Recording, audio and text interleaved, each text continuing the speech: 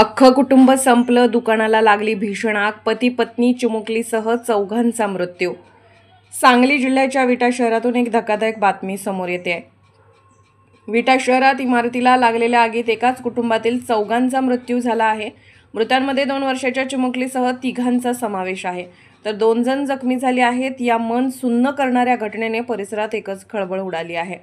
याबाबत सविस्तर माहिती अशी की सांगली जिल्ह्यातील विटा शहरात एका 3 मजली इमारतीला लागलेल्या भीषण आगीत एकाच कुटुंबातील चौघांचा होरपळून दुर्दैवी मृत्यू झाल्याची हृदयद्रावक घटना समोर आली आहे।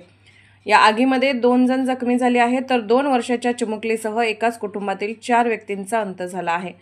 विटा शहराच्या मध्यवर्ती ठिकाणी असलेल्या एका 3 मजली इमारतीच्या तळमजल्यावर स्टील फर्निचरचे दुकान आहे। याच दुकानाला ही भीषण आग लागली आणि ती काही क्षणातच संपूर्ण इमारतीत पसरली। या आगीमध्ये इमारत पूर्णपणे जळून खाक झाली आहे। या दुर्घटनेत एकाच कुटुंबातील आई, वडील, मुलगी आणि नात अशा चौघांचा होरपळून जागीच मृत्यू झालाय।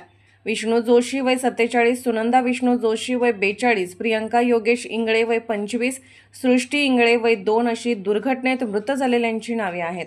या व्यतिरिक्त इमारतीत असलेले अन्य 2 जण जखमी झाले असून त्यांना तातडीने उपचारासाठी रुग्णालयात दाखल करण्यात आले आहे। प्राथमिक अंदाजानुसार ही आग शॉर्ट सर्किटमुळे लागली असावी असा अंदाज वर्तवण्यात येत आहे। दरम्यान अग्निशमन दल आणि पोलिसांनी घटनास्थळी धाव घेऊन आगीवर नियंत्रण मिळवले असून आगीच्या नेमक्या कारणांचा आणि नुकसानीचा पंचनामा करण्याचे काम सुरू आहे। एकाच कुटुंबातील 4 व्यक्तींचा मृत्यू झाल्याने सांगली जिल्ह्यात खळबळ व्यक्त होत आहे।